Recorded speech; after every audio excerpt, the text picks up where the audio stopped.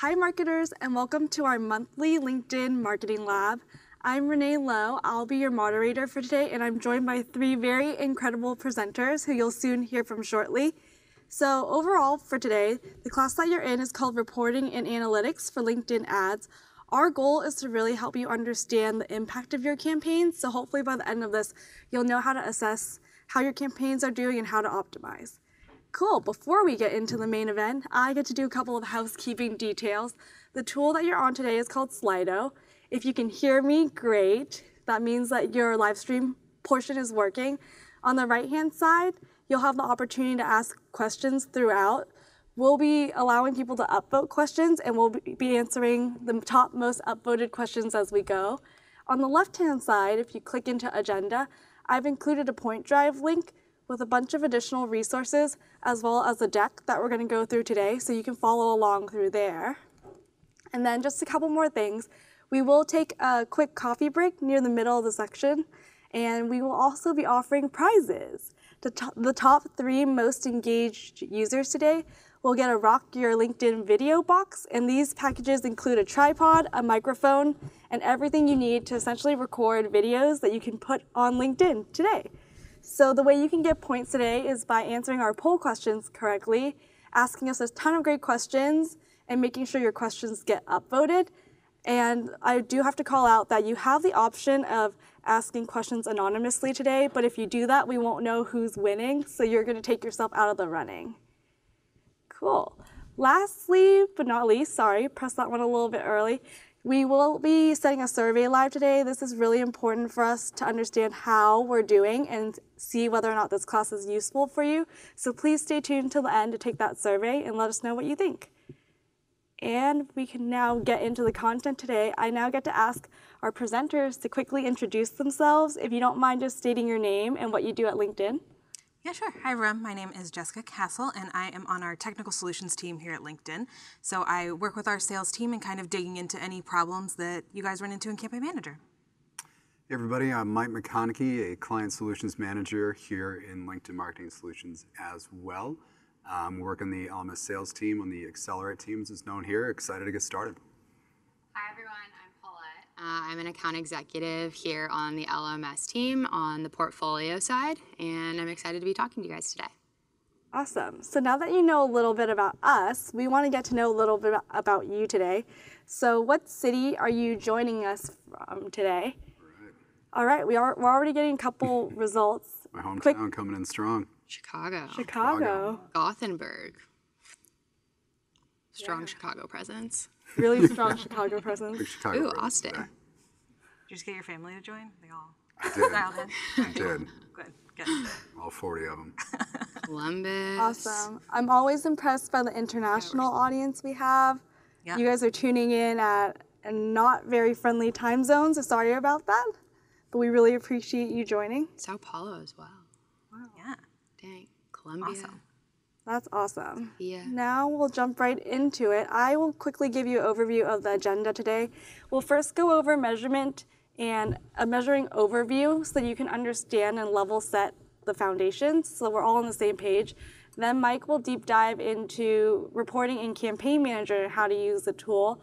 We'll then dive into the LinkedIn Insight tag. That's actually one of my personal favorite features just because it's a free tool that you can install. So if there's anything that you take from today, perhaps it's installing that Insight tag. We'll then dive into LinkedIn demographics, so website demographics and campaign demographics. And then last but not least, optimizing your performance. So with that, I get to hand it right over to Paulette, who will kick it off. Hi, everyone. We're going to start off going over a measuring and reporting overview. I'm really excited to talk to you guys today. We have some great content to go through. Again, Renee mentioned that you have access to this presentation already. We'll also likely be sending it out afterwards, but if there's something in the moment, you can take a screenshot. So with that being said, let's just jump right in. But before we get too far into it, I want to start off going over a marketing reporting glossary. For time's sake, I won't go over all of them, but again, you have these resources, you will have these resources, so stay tuned. So first of all, we have a KPI, or a key performance indicator. This is a measurable value that demonstrates how effectively you're achieving your marketing objectives. We have a click-through rate, which is the number of clicks in your campaign divided by the number of impressions. We have a cost per lead, the amount of money you spend to acquire a lead. And we have return on ad spend. So this is the revenue that's generated for every dollar spent on advertising. And the way you calculate this is revenue divided by cost. And this is how you get return on ad spend, also often referred to as return on investment, or ROI. Next, we have a few more terms. So first, we have lead score, a methodology used to evaluate the quality of a lead. We have a marketing qualified lead, or MQL, which is a lead that meets marketing's benchmarks for being considered a strong prospect. This is usually qualified through analytics and/or a lead scoring system that's already been decided. We also have a sales qualified lead, which is a lead that sales has vetted and has deemed qualified as a prospective customer. We also have CRM, or a customer relationship management tool, and this is often a technology or software for managing all of your company's relationships and interactions with customers and potential customers. Finally, we have attribution, which is the tracking of users' actions and assignment of value to these, as well as the channels in which these actions occurred. 3 common models for marketing attribution are first touch, last touch, and multi-touch. So now we'll take a quick look at the lower portion of the marketing funnel and the ideal workflow from a lead turning into a new customer. First, the lead will come in, ideally from LinkedIn. Then marketing will qualify a lead. From there, it'll get pushed to the sales team, and the sales team will vet and qualify the lead. Beyond that, the sales team will again qualify the opportunity. From there, hopefully your sales team can close the deal, get that contract signed, which turns into a new customer. So when you're aligning your metrics to your goals, this is going to help you decide where your content and strategy will fall based on what part of the marketing funnel or your run or your objective. So first, if your objective is awareness and you want to make your business known to the right target audience at the top of the funnel, you'll want to leverage content like blog posts or thought leadership, something that's ungated and will create a buzz about your brand, about a certain product, whatever it may be. Now, if you're moving more into the middle funnel, focusing on consideration and nurturing this audience, you'll want to leverage content like case studies or white papers that are now at this point gated, so you can start collecting their information. Beyond this, moving at the very bottom of the funnel, if your objective is conversions and really generating that lead when you're converting potential prospects into customers, you'll want to be sure that you have a solid follow-up process in place. Reason being is if you wait a month to follow up with this lead that submit their information, they've probably forgot that they submitted the lead. They'll be confused when you reached out, or they've already taken their business elsewhere. So main takeaway with conversions and bottom of the funnel is ensuring that you have a solid follow-up process in place once you do acquire these people's information. Moving forward, you're also going to want to align your ad formats to your goals. Not every single ad format or ad unit is best based on your objective. So we've recently switched over to an objective-based buying model where you'll actually select your objective before you even have the option to start picking an ad format or an ad unit. We've also created this cheat sheet for you to leverage if you're ever confused. Hopefully, the new objective buying process will help alleviate any confusion. For example, if you're focusing on the consideration phase and your main KPI or key performance metric is video views, the only option or ad format that you can really leverage is a video ad. But if you're focusing on conversions and your main objective is to drive website conversions, you can then use a single image ad, a carousel ad, a video ad, text ad, dynamic ad, or a message ad. Again, you have access to this and you'll have access to it later if there is any confusion. So now focusing on each part of the funnel and what you can be measuring based on your objective that you're trying to leverage or use. So for awareness at the top of the funnel, you might be wanting to grow brand awareness. A commonly used metric here is reach, impressions, video views, cost per impression or cost per view. Additional recommended metrics you can leverage are brand lift, target audience, and share of voice. If you're wanting to own thought leadership and brand consideration, something that you might want to use or measure is the number of posts as well as the number of followers acquired. You can also measure topic ownership or engagement. Now moving back down to middle of the funnel with consideration, if your marketing objective is to drive website visits, commonly used metrics are number of website visits and conversion rates. And then additional recommended metrics you can leverage are time spent on the page, bounce rates, white paper downloads, as well as event enrollments. If you're wanting to increase audience action and engagement, you can measure clicks, click-through rate, opens, likes, shares, comments, video completion rate, number of followers or subscribers. Further, you can segmented followers, subscriber cohorts, campaign demographics, as well as website demographics. Finally, conversions. If your marketing objective is to generate leads, commonly used metrics are number of leads, cost per conversion, lead conversion rate. You can also measure number of quality leads, as we talked about before. So MQL or marketing qualified leads, or SQL, which is a sales qualified lead. You can also measure LTV, lifetime value, and customer acquisition costs, so how much it really costs to acquire this new customer. If you're trying to convert or retain customers, commonly used metrics are cost per conversion, and you can also measure transaction value over revenue, your churn rate, renewals, as well as customer lifetime value. So how long this customer will be staying with you and how much revenue they're really bringing to your business over time.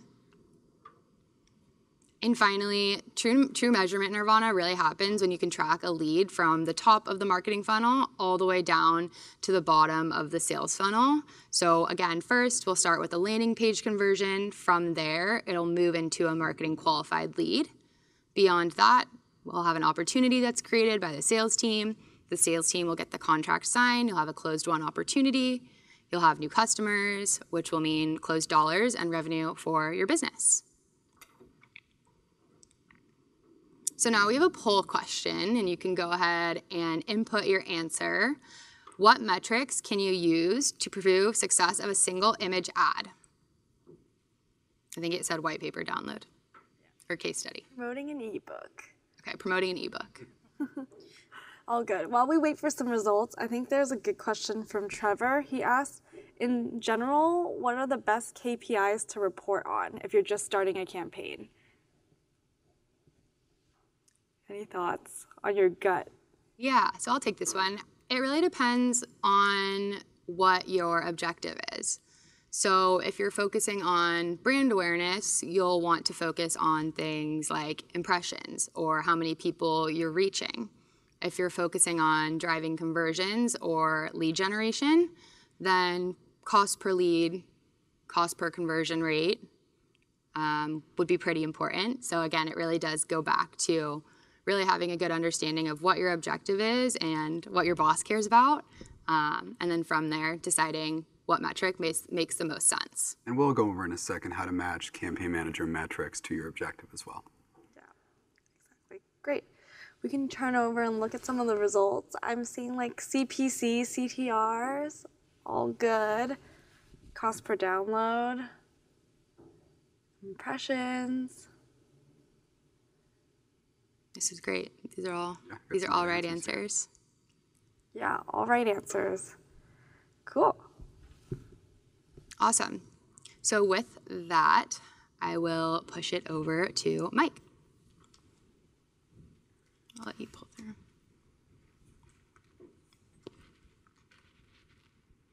Fantastic. Well, thank you, Renee and Paulette, for kicking us off. For those of you who might have joined the stream a little bit late, once again, my name is Mike McConaughey. I'm a Client Solutions Manager here in Marketing Solutions. And what that means is that Campaign Manager is a big part of my day-to-day. Now, what is Campaign Manager? Campaign Manager is your home base. It is your command center for running your LinkedIn marketing efforts. And today I'm going to talk to you about one of those facets, which is a deep dive into reporting within our Campaign Manager tool. So let's get started. Now, for those of you who might not be familiar with the Campaign Manager tool, this is a quick preview of what it looks like, and we are going to do a demo in a second about the reporting facets. So if you have questions, there will be a Q&A after complete. Please feel free to continue to input your questions into Slido, and we'll get to those right after this section. So a couple of the metrics you'll see, and we'll get into those again in a second here. We got impressions, we got clicks, conversions, really baseline metrics to judge the success of your LinkedIn campaigns.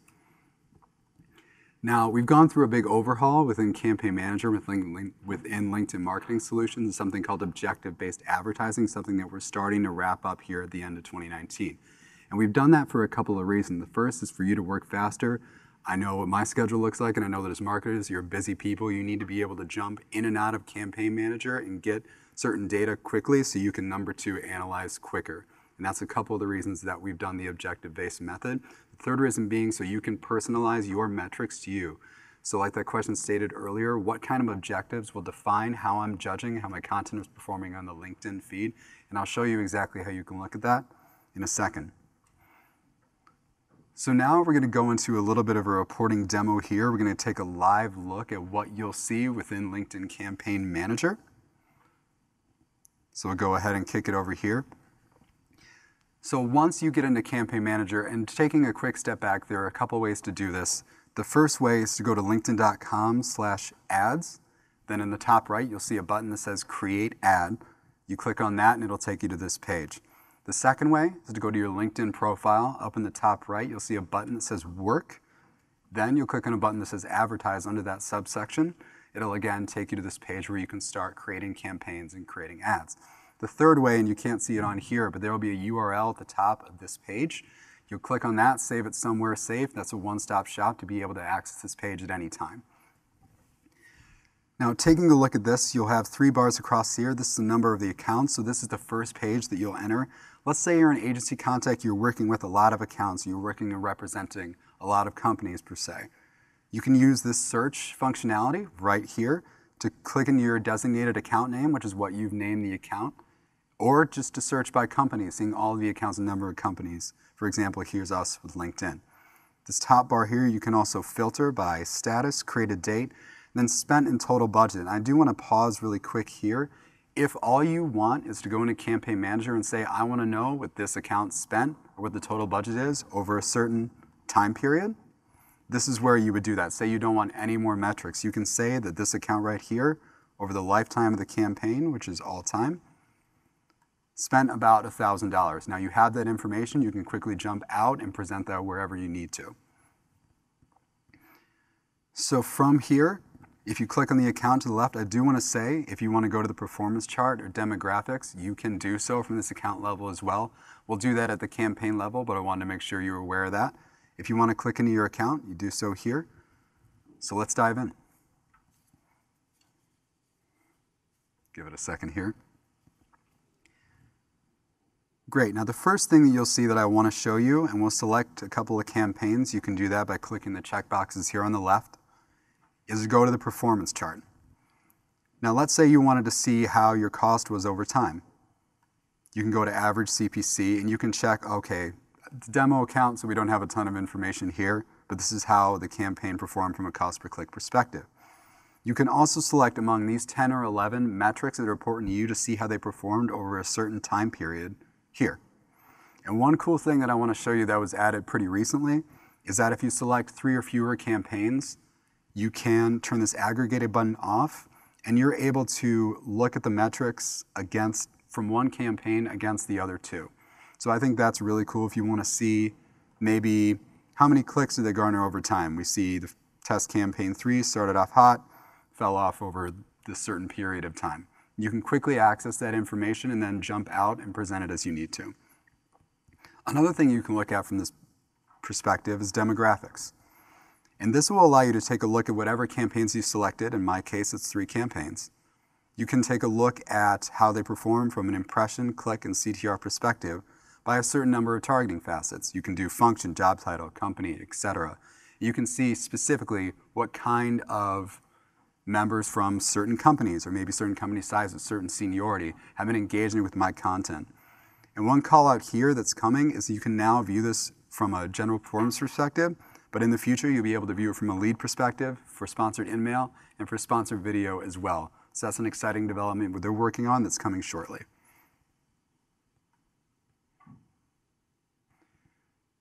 So now jumping back into the Campaign Manager tool, I want to highlight these top buttons, accounts, campaigns, and ads.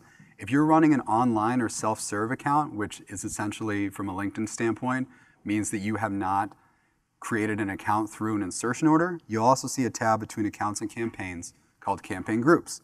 And what are campaign groups? Campaign groups are just another subset, another way to divide and segment your campaigns to make your marketing efforts more efficient.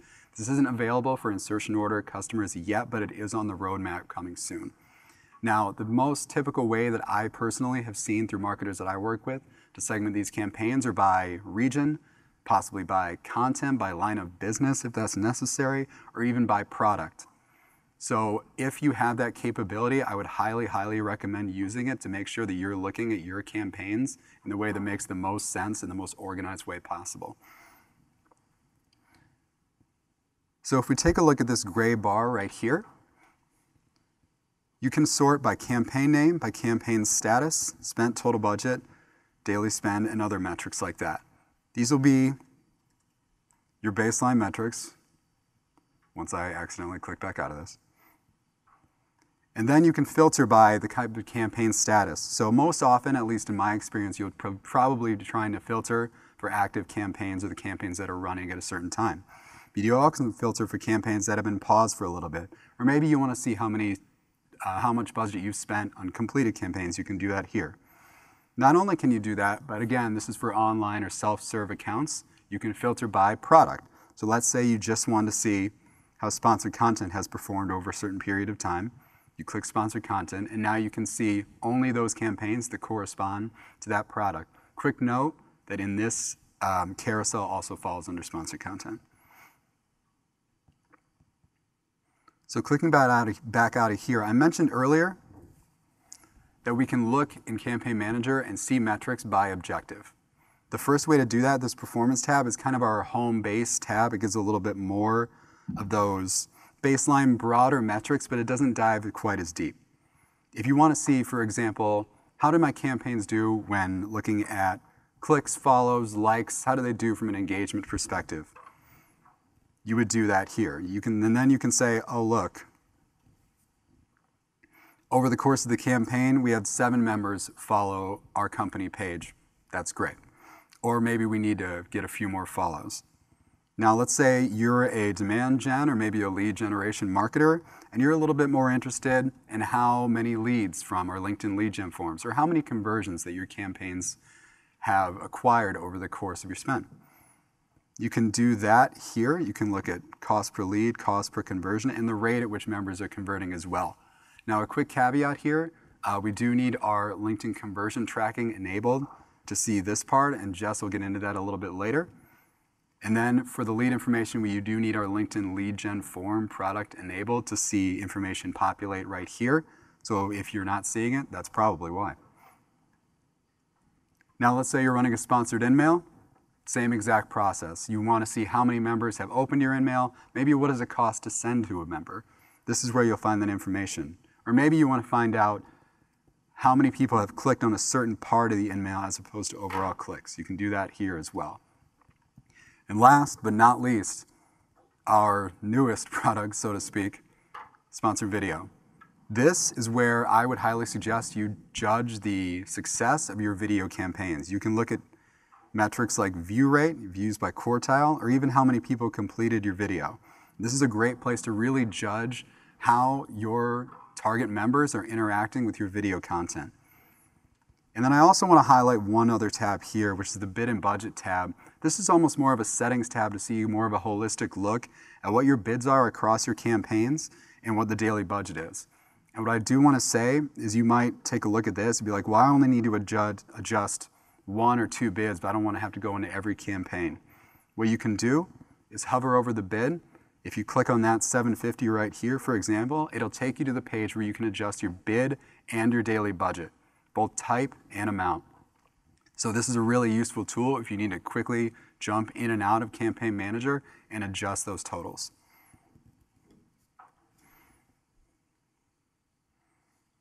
Moving over here to the breakdown section, let's say I am running conversion tracking, I've enabled it, but I'm running multiple conversions on one campaign. How do I separate those out? How do I know that the, let's call it 10 conversions I got, if it's by conversion 1, 2, or 3? Well, you'll go to here and you'll look and you'll click on conversions. And then under test campaign 1, because it's a demo account, it's not showing up right here necessarily, but there'll be a little couple of gray boxes and it'll say conversion 1, 2, and 3. And it'll tell you by conversion how many conversions there are, the cost per conversion, and what's the conversion rate over the certain time period that you've designated. Second situation, you're running with our LinkedIn Audience Network, and LinkedIn Audience Network is where we take your targeting parameters and we serve your sponsored content and sponsored video ads to third-party sites and apps. You would click this. You can say for test campaign 1, all 100% of our impressions were on the LinkedIn feed. If there were any on the LinkedIn Audience Network, there would be a second line underneath here that indicated impressions towards the audience network. But if you, for any reason, want to make sure that maybe a significant portion of your impressions are going towards the LinkedIn feed, or maybe you like how LinkedIn Audience Network is performing, maybe you want to turn that on for additional campaigns, this would be the way to do that. And finally, let's say you're running our carousel ads, which are a feature of sponsored content, and you wanted to see how, you say you're running 5 cards on one campaign, and you want to see how they're performing by card. Once again, a little gray box will appear under test campaign 1, and you can see from a CTR perspective, from an engagement rate perspective, even a cost per lead perspective, how those carousel ads are performing on your campaign. And then one thing I do want to say as well while we're on this view, I believe the Campaign Manager defaults to about 15 campaigns per page, but let's say you need to view a little bit more than that. You also have the option to expand down here in the bottom right to either 50 or 100 based on the number of campaigns that you have active.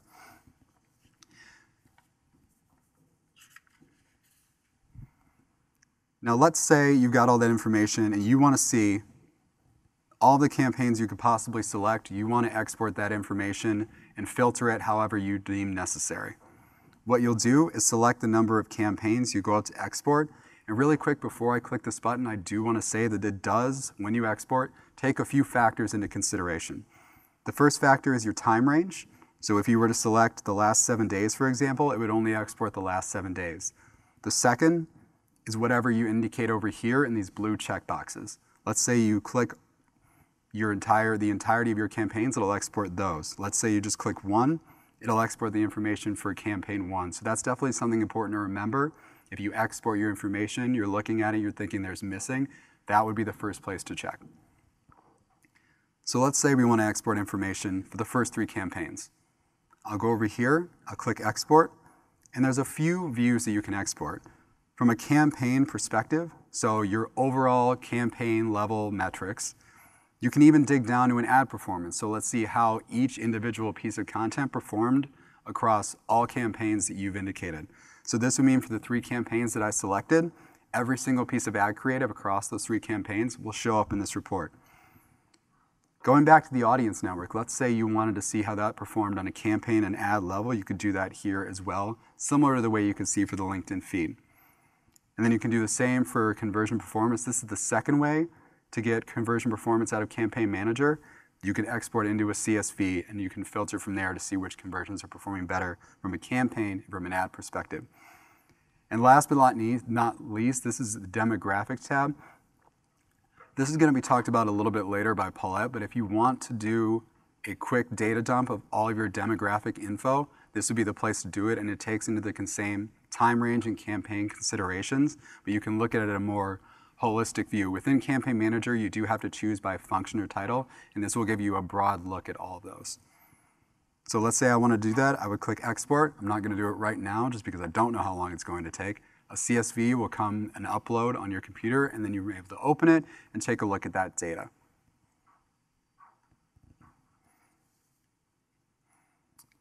I do also want to mention that the export tab is product agnostic.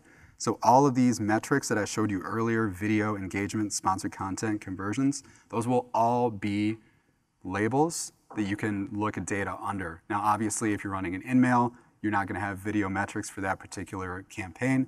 So don't worry if you don't see every metric populated. It's usually just a difference in product. Finally, going over to the ads tab, let's say you want to see a holistic view of all your ads. Now, in this case, it's just the 3 campaigns, just for a little bit of clarity's sake, that I've selected. And these are all the ads that have run within those 3 campaigns. And what's great about this is you still have the same filters that you did from a campaign level to filter by type, filter by your objective, maybe filter a little bit by conversions or carousel, and the same time range. So you have all the same capabilities you had on the previous page, but at an ad creative level 2, and this is especially important for something I'm going to get into later, which is A/B testing.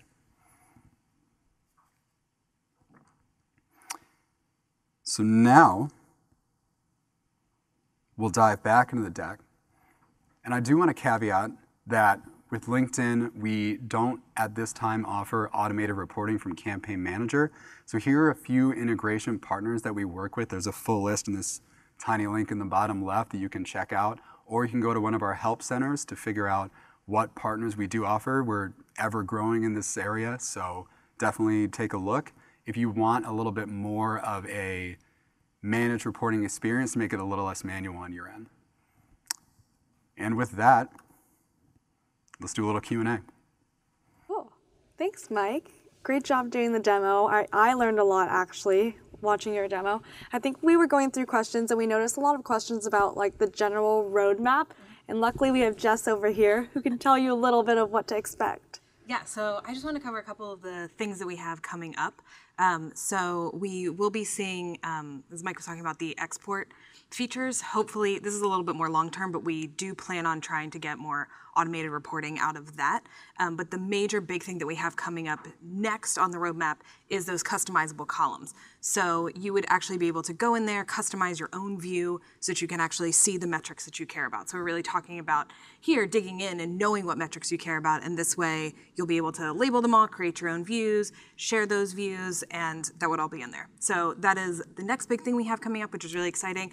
And then the other thing was the preview that Mike showed you of those new demographics for video leads and InMail. Those have been asked about a lot, and I know you guys are all excited to see that too. Yeah, actually, along the export question, we have a question from Trevor about like best practices for exporting the charts and graphs. Because from my understanding, when you hit export, it's just the data, right? Yeah, it's just going to be a big data dump, which is kind of frustrating. We are, on thinking of roadmaps, a lot of it is around trying to improve those export features, especially once we get those customizable views, so that you will only export what you care about. But yeah, you are just really getting that Excel file, but then it allows you to make whatever graphs and charts you want.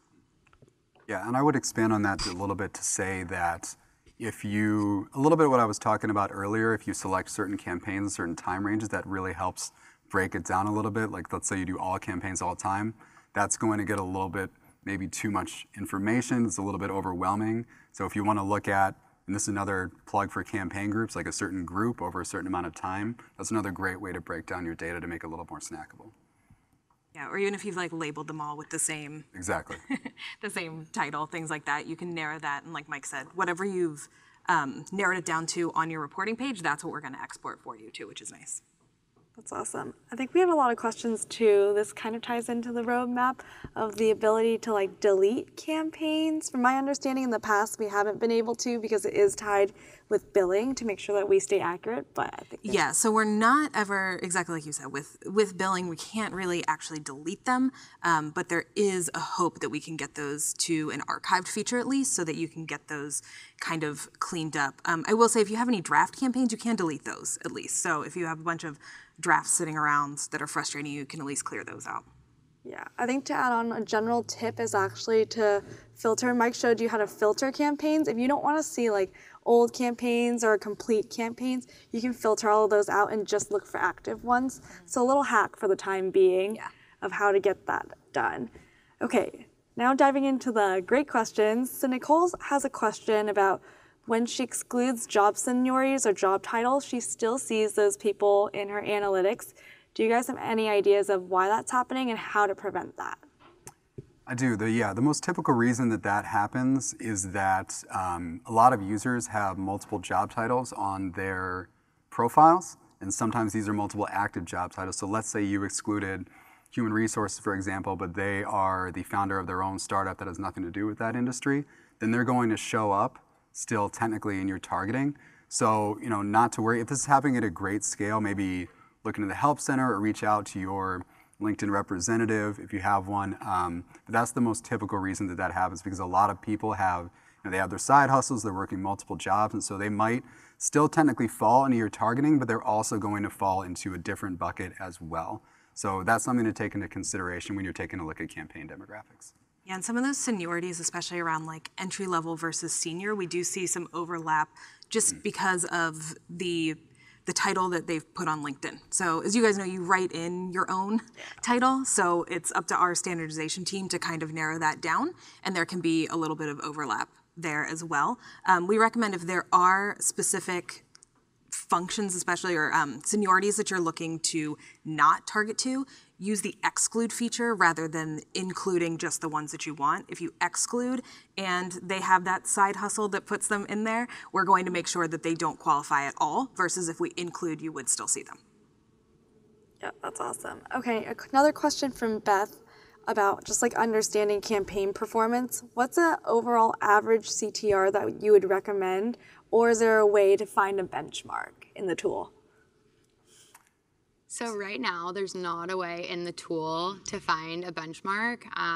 A best practice on LinkedIn across all industries is 0.35 for a click-through rate, and then for engagement, it is 0.4 to 0.45.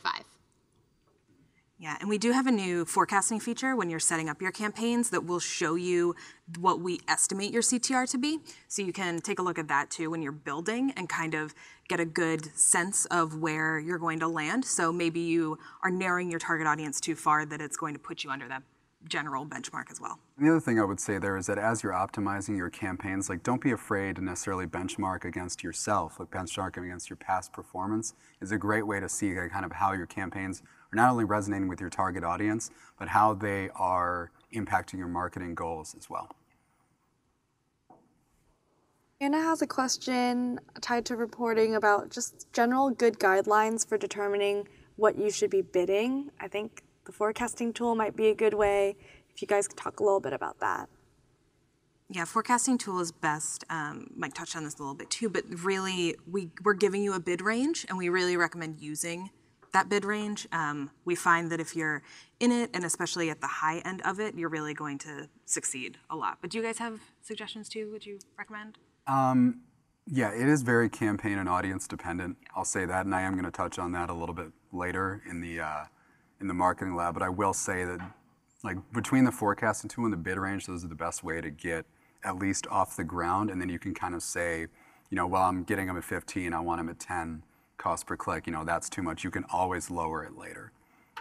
Yeah, you can also select automated bidding, where you won't have to guess where in between the range you want to pay for a bid price.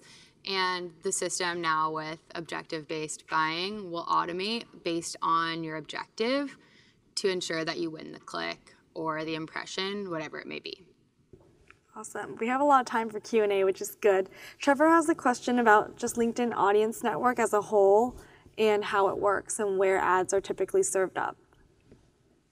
Yeah, I can speak to that. So we do have a list that exists in both our help docs or contact your LinkedIn rep if you're not sure of where they are trusted third-party apps and sites.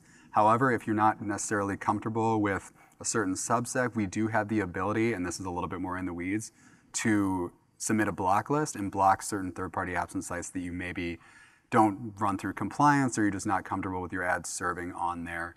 But the best way is to go to our marketing help center and take a look at the list from there.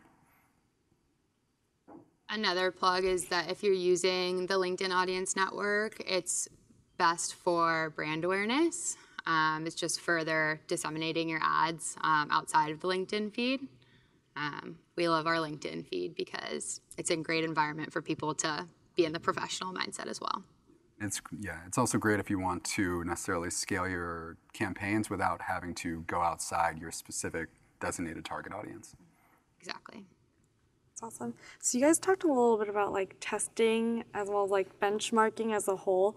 What's your guidance for like understanding when you should evaluate campaign performance on an impression level? Like at what number of impressions should they start assessing their campaigns? That is a great question because it's, again, I hate going back to this, but it is very dependent. There's kind of this LinkedIn standby that's like $1,000 per campaign, 10,000 impressions. That's just kind of like a neat little number to give some guidance. I usually say a couple weeks. Your LinkedIn representative will be able to help you this to be like, oh, this is statistically significant, or maybe you're running a $1,000 campaign, but you've got 20 ads. They really haven't had a chance to compete within the platform and in the feed. So I would say that give it a couple weeks. Make sure you're not cutting it off too quickly because, like we talked about with the ability to win auctions, new campaigns typically need a little bit of time to prove themselves from an engagement rate on the feed. So just make sure you're not judging performance too early, but I would say maybe a couple $1,000, couple thousand impressions to make sure that you've got some kind of sizable metric to be able to judge performance. I'm really throwing a lot of these like very general questions at you. One more for you. What's your like recommended target audience size as a whole? So we typically say, and you guys, I'm not sure what you necessarily recommend. We typically say in the 200, 3,000 K range for sponsored content. Text ads don't have as much scale, neither do dynamic ads. Sponsored email has a little bit more. So first, it's product dependent, and then it's also very budget dependent. So let's say you're trying to spend a couple $1,000s a day, then you're going into a pretty sizable audience. If it's just a couple hundred, then you might not need as much. Our forecasting tool and then testing out in that first week to see if you're hitting indicated daily budgets are a really good indicator of like, hey, maybe I can scale this down a little bit, be a little bit more targeted, or maybe I need to add a few more titles, a few more functions, groups, etc. I'd say the forecasting tool is really good Yeah. to maximize. Right now, it works out that if you set a specific date range, it's going to tell you the estimated spend over that. But if you don't put in the date range, it also will show you 1, 7, and 30-day spend. So you can really use that even just single day to figure out, what we're benchmarking at your targeting to. Cool. There's actually a great question. It's a little more general, but about retargeting ads and how do you do that on the LinkedIn platform. If you guys don't mind talking a little bit about that. So I know that Jess is going to get into this a little bit with the insight tag, but the short version here is that you will input our LinkedIn insight tag, which is a JavaScript tag, on whatever landing page, either your home page or maybe it's a product page that you want. LinkedIn members will come to that page, we'll match them back and create a pool within Campaign Manager. And it's a little bit more in depth than this because it's the reporting. I'm not going to do necessarily a step-by-step. That was great. But within, but within the Master Audiences tab in Campaign Manager, you have the option to designate a certain landing page, and you want to say, I want to track LinkedIn members going to this page. And as long as that page has our LinkedIn Insight tag on it, you'll be able to start pulling the members. And I will say, that's a fantastic question. I recommend retargeting as much as possible because these are warm prospects. These are people that have already indicated an interest in either your company or your product set. So you really want to make sure you're remessaging them, especially with lead generation efforts. It's kind of the easiest way to bring down your cost and bring up your leads. Cool, and that was the last question for now. We're gonna quickly jump into a break to give you guys 5 minutes. I do want to call out one small tidbit. Cynthia actually said that she's a huge fan of these videos already and asked us how to access these videos after the fact, and we do offer all of these on demand later on. So with that, we'll take a quick 5-minute break. Stay tuned because after that, we get to dive into the Insight Tag, my favorite tool, and then optimizations and how to A/B test. So stay tuned for that. We'll kick it over to the break. Attracting your target audience and growing followers is one of the hardest things to do as a marketer. You have to post relevant content and you have to do it frequently. But how do you know what's top of mind for your target audience? Introducing Content Suggestions, an innovative tool that helps you discover trending topics and articles amongst your target audience. To use this feature, start by logging into linkedin.com on your desktop. On your main page, you'll see a centralized view of all the pages you manage, along with high-level metrics. Click on the page you'd like to manage. Next, click on Content Suggestions. The first time you use this feature, you'll be asked to set your target audience based on industry, location, and seniority. You can adjust these features anytime on the left side panel. You will also have even more options to choose from, including audience type and job function. As I make my selections, you'll notice that the topics and articles narrow down to reflect what my audience cares most about, in real time. I see that these are the top trending topics for this audience. I can also see that these are the most popular articles they are consuming. I can narrow down these articles by selecting a topic, and I can add my own topic. I can also check the member engagement rate for each article. Finally, I can review the article and decide if I want to share it with my page followers. What used to take me hours now only takes a few minutes with LinkedIn's Content Suggestions feature. We hope you found this tutorial helpful. You'll be able to find more videos like these and our best practices at lnkd.in/pagesbp.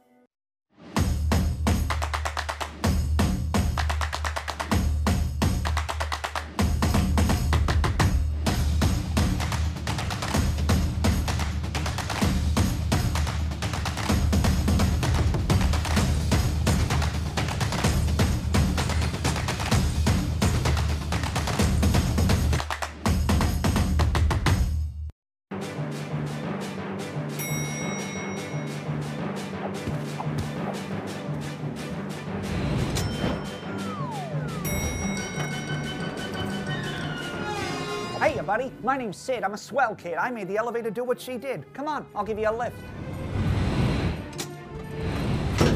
This guy here is the cat's whiskers, the bee's knees, 100% genuine article. Listen up and listen fast. LinkedIn sponsored content allows marketers to reach their audience through targeted content within the LinkedIn members feed. What do you hear? What do you say? This mobile-optimized native ad format allows marketers to serve upper, middle, and lower funnel content to their audience in a professional context. That's one rap you ain't gonna beat. Which means audiences are engaging with content in the right mindset, allowing marketers to develop trust and credibility while achieving their marketing objectives. And that's just potatoes. Here comes the gravy. In fact, LinkedIn sponsored content delivers 3x higher conversion rates than other online marketing platforms. Holy moly, that's a lot of jam with that toast. What'd I tell you? 100% real McCoy, see?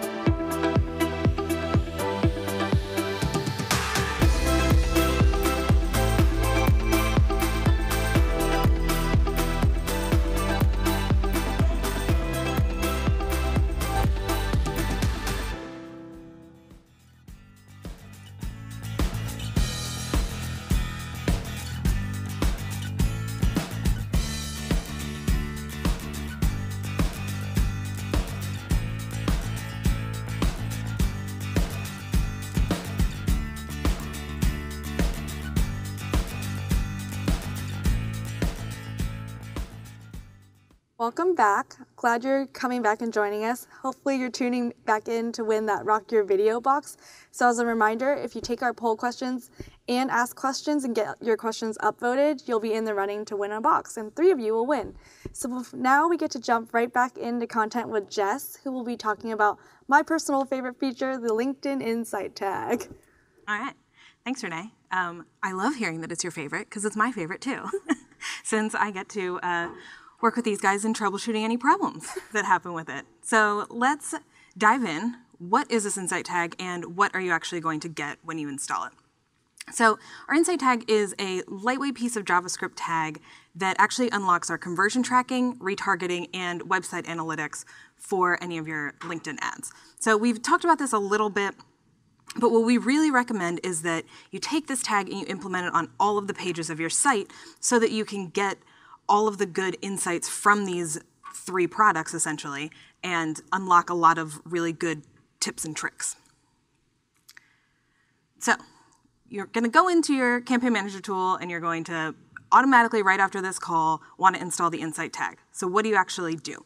So our tag is what is called asynchronous. So that means that when you put it up on your site or get your web developer to put it up, that tag is going to continue to load while your page loads. So it's not really going to have an impact on your overall page load time, which is great.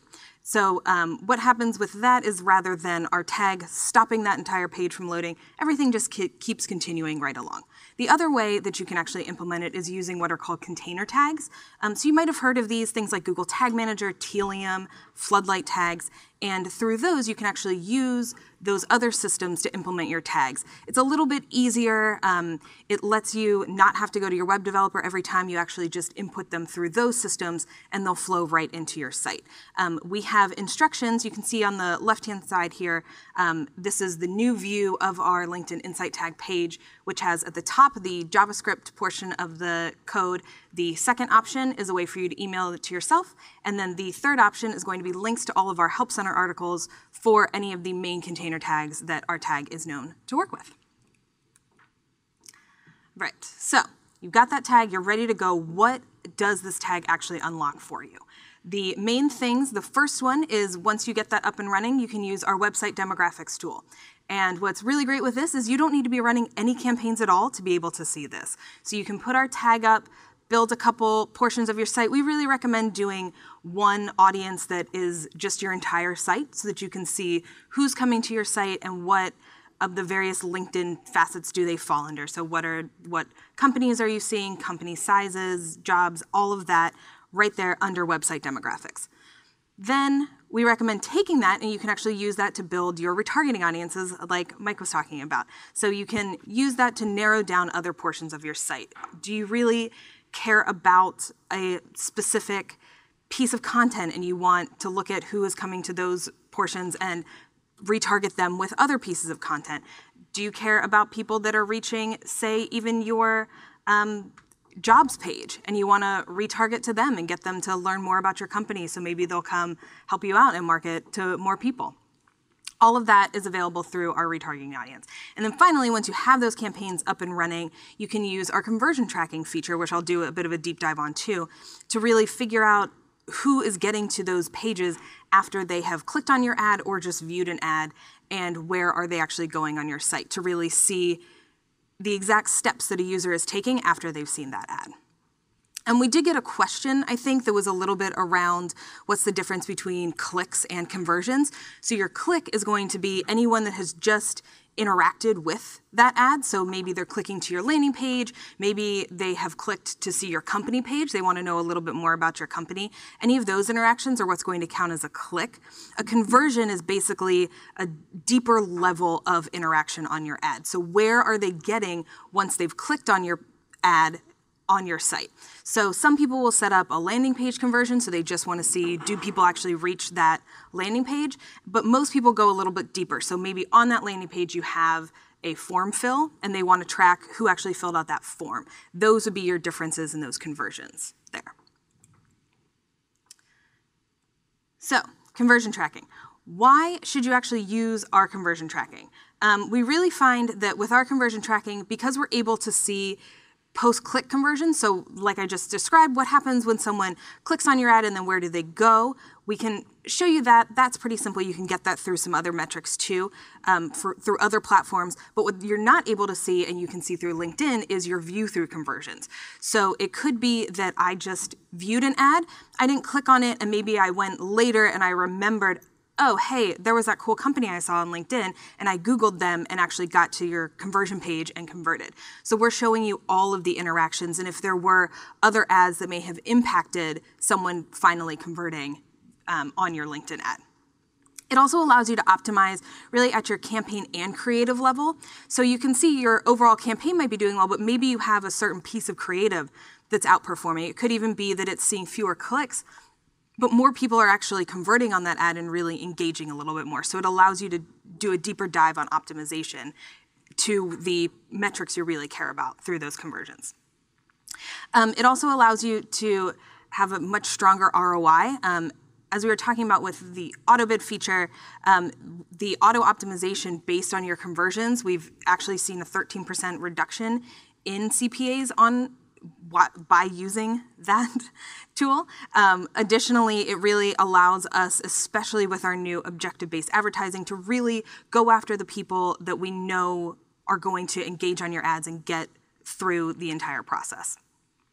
And then finally, you really get those deeper insights that we talked about of seeing where people are coming, but additionally you get those campaign demographics insights as well, so you can see what types of people are actually converting on your ads, and maybe you want to do additional campaigns to them because you know that they're really engaged.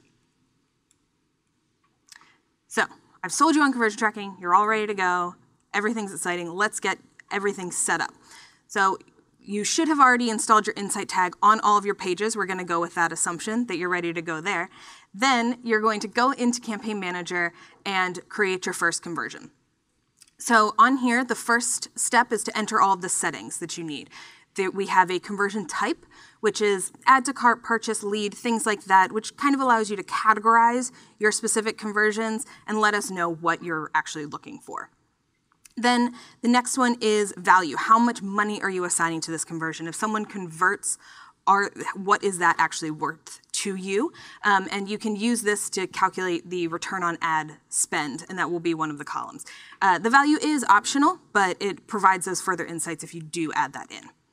And then one of the newer features we've added on here is a customizable conversion window, also known as a look-back window.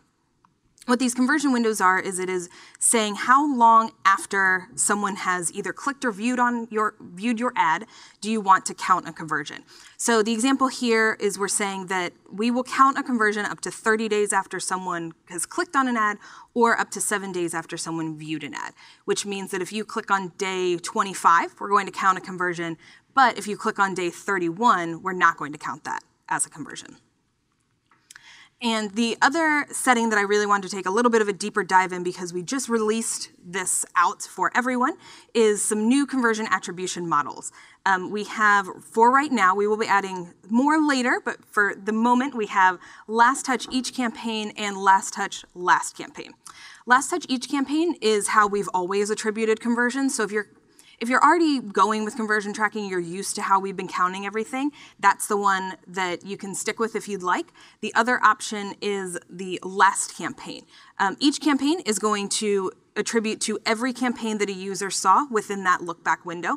So if they had seen 4 different campaigns within that 30-day click window and they convert, then we would attribute campaigns to all of those, conversions to all of those. Excuse me. And then last campaign is where we are just going to look at the most recent campaign that someone was exposed to. The only caveat here is that we do what's called clicks win, which means that if you clicked an ad but more recently viewed an ad and then converted, we're actually going to count the conversion against the click because we know that that click has a little bit more of an impact in terms of how the user engaged with the ad. And I know this can be a little bit confusing, so I wanted to kind of walk through an example on this before we move on. So I've written it out here, but on September 1st, we have Jill, and she was served and clicked on an ad from Campaign A. And then on September 2nd, Jill was served an ad from campaign B, and she just viewed that ad. She didn't interact with it at all. And then on September 5th, we found that Jill actually reached the conversion page that you were counting.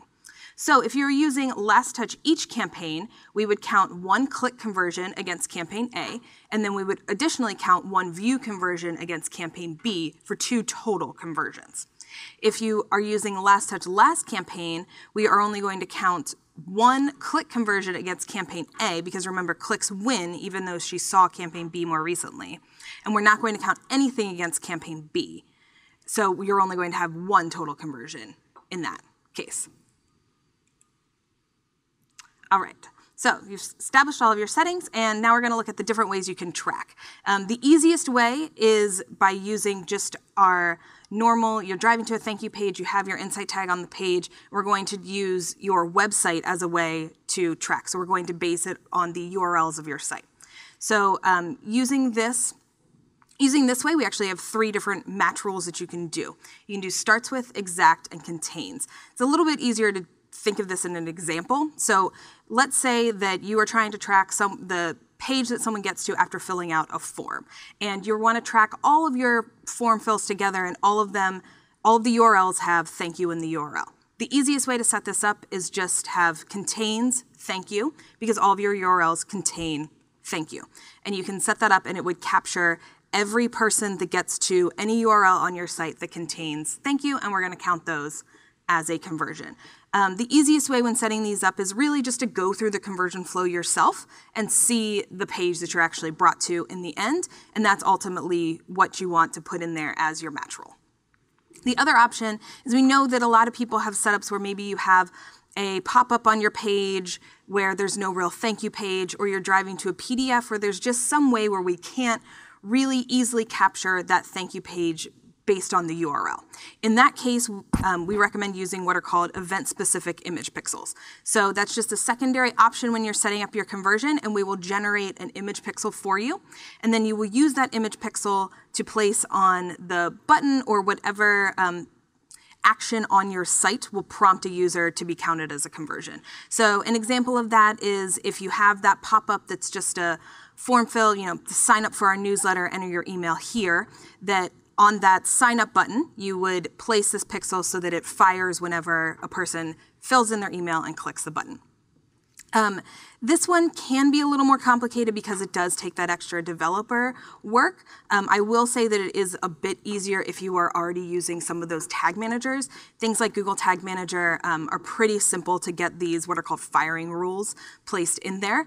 So that can be a much quicker option as well. Now, we get questions like this pretty often around our conversion tracking versus lead gen forms. What's the difference?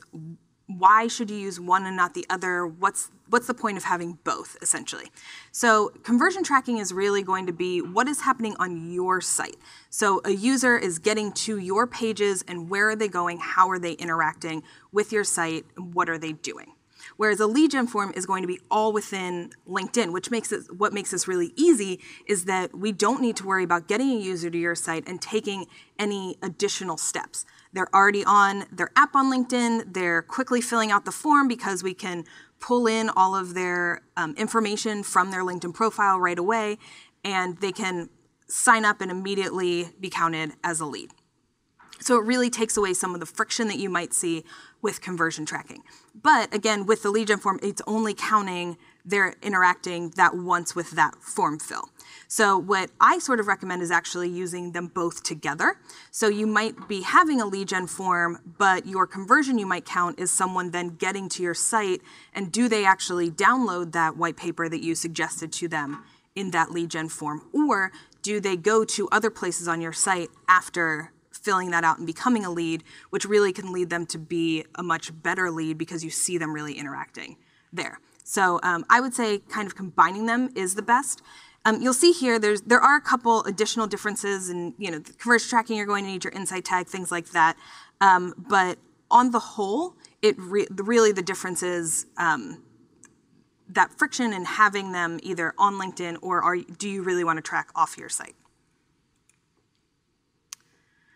All right, with all of your conversions all set up and ready to go, now we can dig into the fun data that you'll see once you're starting to see conversions come in. So with conversions, when you are going in, as Mike kindly showed us in that awesome reporting demo, you can select the conversions and leads view, and on here you're going to see some of the metrics we've highlighted here, which include click conversions, view conversions, and your conversion rate. We really recommend always digging into not just your total conversions, but those click and views, because you can really see how people are interacting, and are there things where you're actually getting more people just viewing your ad and then converting, or if they really are engaging in your ad and clicking. Your conversion rate is also a good metric to really help you figure out your top performing campaigns and creatives. It's a really good quick glance to see what stands out. The other thing that conversion tracking really lets you do is you can optimize across the entire funnel in real time. So what that means is you have people that are coming in at the top of the funnel, they're just kind of figuring out who you are, they're browsing your site, or have they gone the whole way to the bottom of the funnel and they're filling out forms, they're wanting your content, they're really engaging. So the way that we recommend doing this here is you can actually track multiple conversions against one campaign. So you could have one conversion that's simply just tracking people getting to pages of your site, and then you can have that the entire way down to your thank you pages, and you can use that in that conversion breakdown, again, as Mike showed us, to see which conversions people are getting at and where they may be getting stuck as well along that entire funnel, and seeing if you need to really send more ads their way, things like that. And finally, with conversion tracking, there's two types of metrics we really like to talk about. One is called leading metrics, and the other one is called lagging metrics. Leading metrics are sort of the basic metrics that you're really looking at, your impressions, clicks, things like that. They're good metrics, they're not bad, but we really like to push conversion tracking because it lets you optimize a little bit better. You can see that, yeah, you're getting that many clicks, but you don't know what someone's doing after they clicked. Where are they going? What are they doing?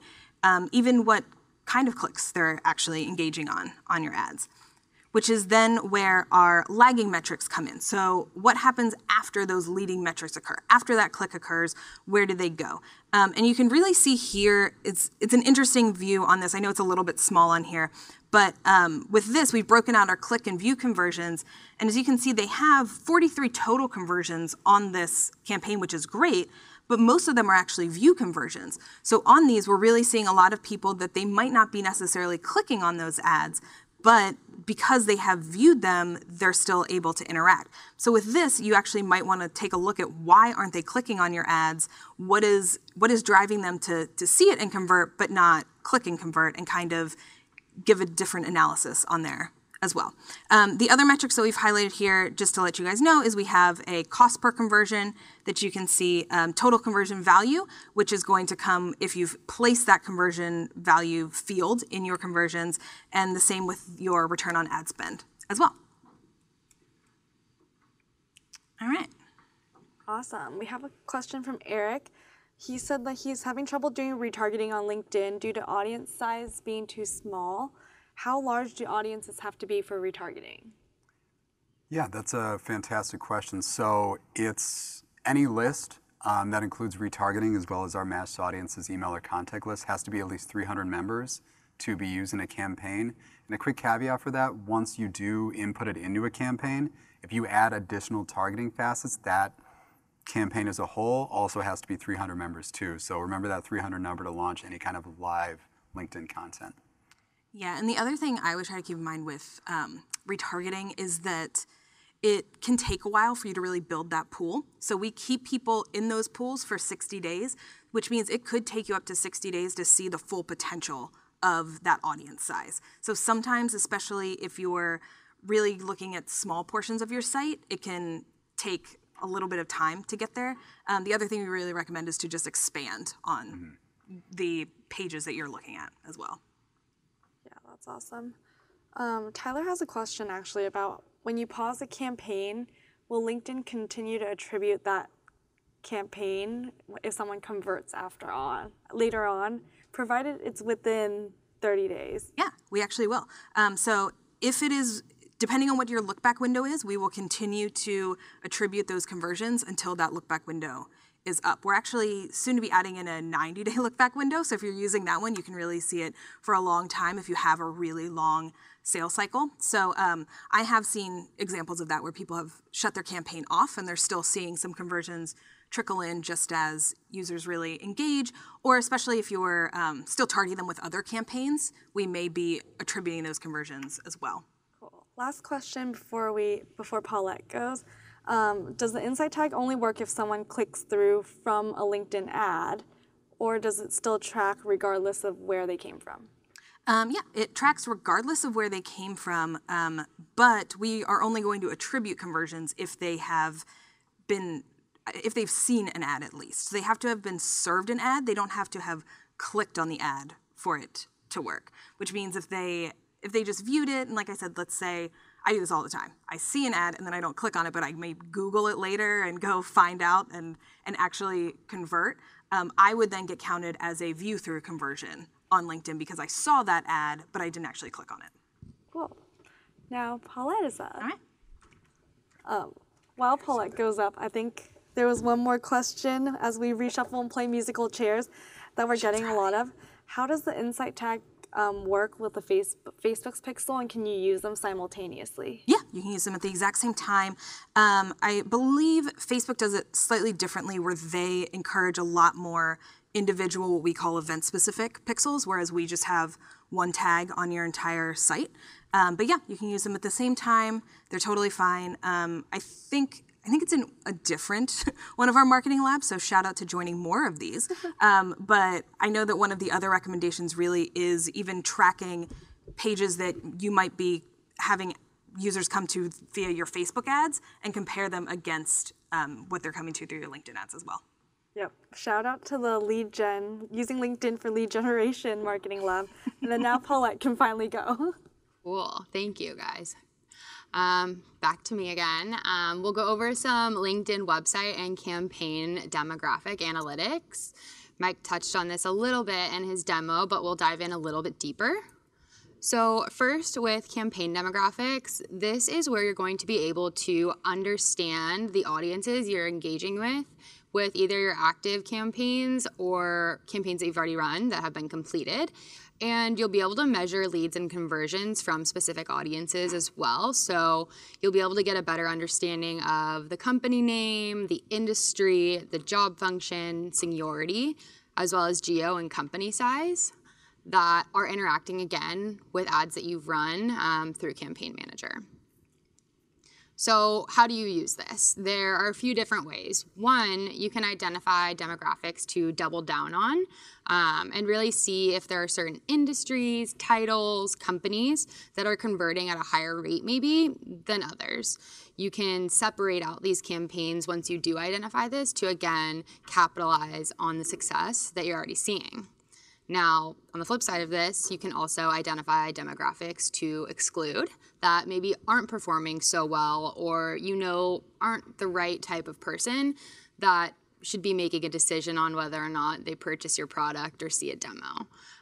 So again, you can try removing these industries or seniorities, typically are what my clients typically leverage when they're excluding, and push more budget towards those that are converting and that will be able to turn into a marketing qualified lead, which will then be able to be turned into a sales qualified lead and ultimately a customer. Next, we'll get into website demographics, which is similar, but it's a better way to understand the type of people and your audience that are landing on your website across any of the pages. The way you'll be able to see these demographics is if you have that the insight pixel or tag on your website, like Jess just went over, and you'll be able to sort your audience traffic by 8 professional traits. So things like job title, seniority, function, industry, company, as well as size and location.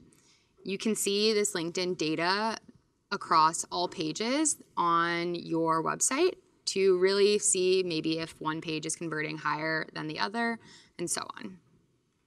digging deeper into how you use these website demographics, again, you can test whether LinkedIn drives more higher quality leads. You can compare visitors on different parts of your site, like I mentioned. Maybe your paid campaigns drive to different landing pages, and you're seeing one page is driving a better MQL or SQL, so marketing qualified lead or sales qualified lead. And you can get a better idea of what's performing better, so we can really optimize to that. You can also tailor content and better understand who you should be targeting. You can track trends on your site and better tailor, again, the content to these people. You might find that a certain audience engages better with a certain type of campaign.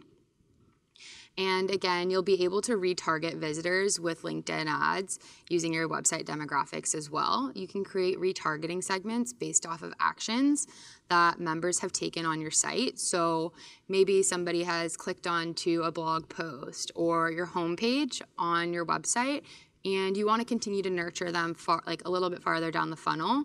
You can retarget them to maybe a case study or a white paper that's gated so that you can continue to nurture them, stay top of mind, get their information and their email address so that you can move them farther down the funnel and ultimately turn them into a lead. And from there, our poll question is, what do you need to add to your page to get LinkedIn website demographic data? A, the LinkedIn Insight tag, B, Google Analytics, or C, website retargeting. While we get some responses, I'll throw a couple questions at you if that's cool. Sure. Vicky has a question of whether or not she can exclude her own company's employees in website demographic reporting. Yeah, right now, no. But it's been a big ask, is to be able to kind of narrow down your audiences in there. So that is one of the things that is, I don't want to say on the roadmap, but to come. Yeah, I would suggest that she excludes her company from her campaign targeting just to kind of get around that in a way. That's good, cool. And then one more question. General, how many pieces of content do you actually suggest having in one campaign? Yeah, this is a fantastic question. It is a little bit dependent on product, I would say, especially for sponsored content, which is our marquee product, about anywhere from 4 to 6 to take advantage of both LinkedIn's frequency caps and to make sure that you're able to optimize towards the better performing ads. If you only have one piece of content and it's not performing as well, you're a little bit stuck. So that's why we encourage that. Yeah. Also, caveat to that, if you have a smaller audience, definitely having 4 to 6 ad creatives really helps because we do have frequency caps here. So a member can only see one ad creative within 48 hours, but if you have 4 or 6 of them, then they'll be able to see the ad, or like different ads, I guess, 4 or 6 times instead of just that one time. So it'll help deliver more impressions as well. Cool. I think we can turn to take a look at the poll results now. Yeah, you guys are killing it. The LinkedIn Insight tag, I did throw a quick plug in there, you guys caught it. So yes, you do need the LinkedIn Insight tag to get LinkedIn's demographic data to populate within Campaign Manager.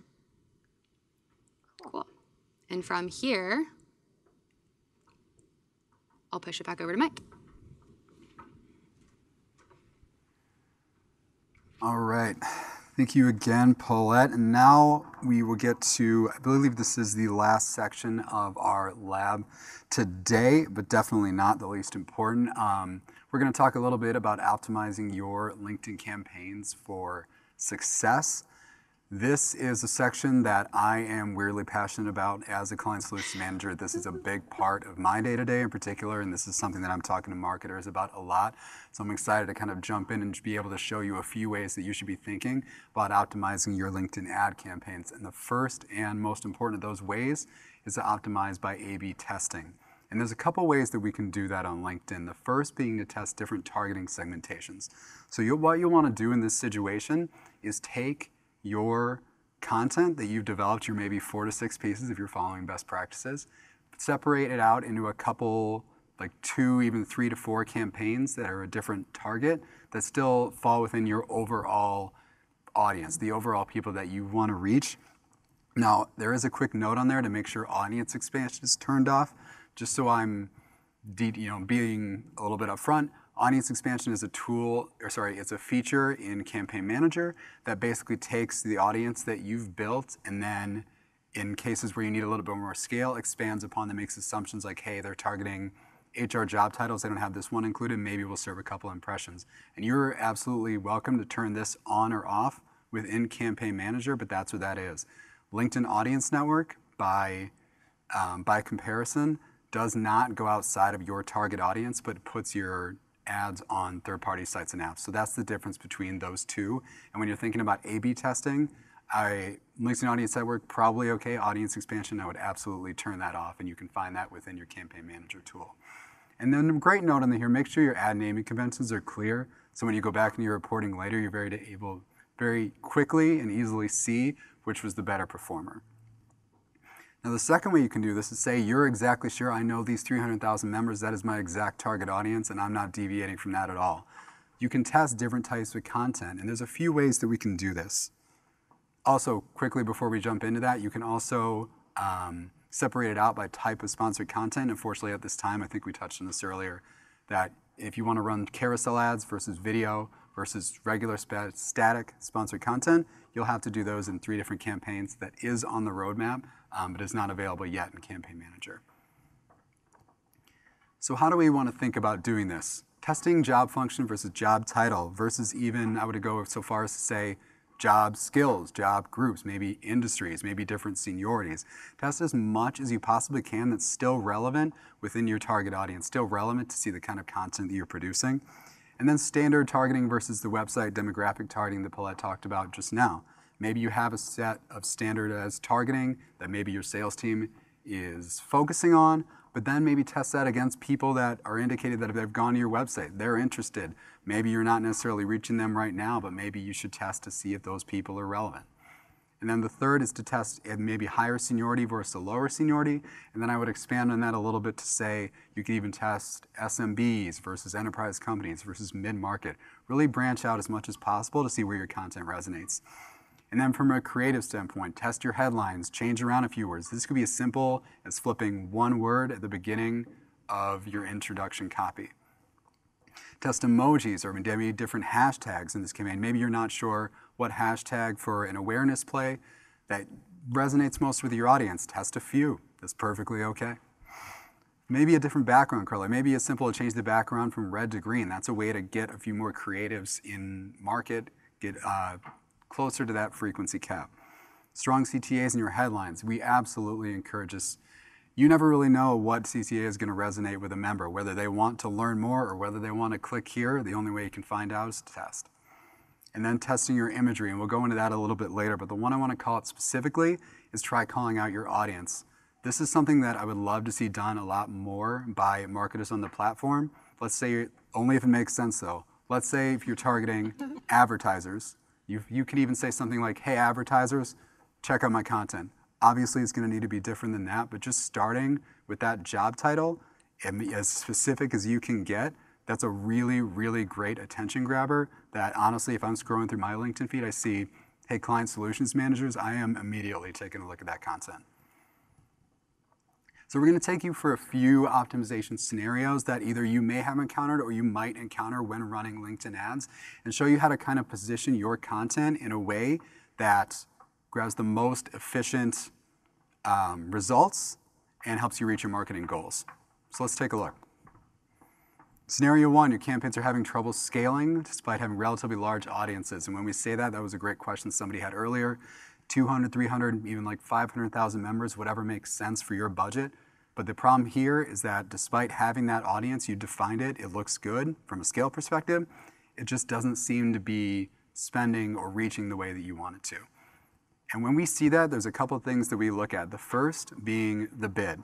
The bid might not be high enough, it might not be appropriate for the audience. And the second is reviewing content. And I'll give you a quick hint, this ad on the right that's up there for a reason, that it performed pretty well, and we'll talk about why that is as we go on a little bit here. So let's start with the bid. There's a few bidding ways, and I believe we mentioned this earlier, that you can bid on LinkedIn. Cost per click, we then have CPM, and then we also have cost per view for video only. Now, automated bidding is something that we sort of touched on earlier as well. It's where you will indicate, and it looks like this here on the left, You want the campaign to bid automatically for you to get the most based on your objective. Let's say impressions, let's say clicks, let's say conversions. Entirely depending on what you've indicated helps with your marketing goals. Now, when taking a look at your bid, and I'm actually going to go back here for a second, if you take a look at the bottom of these screenshots, there's going to be something called the bid range. And when we talked about bid range earlier, for those of you who aren't as familiar with Campaign Manager, this is the range in which LinkedIn has gone in and indicated that other advertisers for the target audience that you've indicated, this is what they're bidding for those impressions. And so if you want to win more auctions, we highly suggest, transitioning to this one, bidding about $1 or $2 over that bid range, at least at first, to make sure that you're getting a healthy amount of ads over to your target audience to make sure they're seeing it at a pretty healthy clip. A lot of times, if you're bidding within or below the bid range, when the campaign starts, sometimes it can get a little buried and it'll be a little bit hard to get traction. One quick caveat to this as well is that LinkedIn does run their auction on something called a second price auction. What that means is, let's say I'm bidding $20, I'll never have to pay $21, $22, $23 for a click. In fact, if the second place bid is $6, let's say, I'll pay $6.01 for that particular click or impression.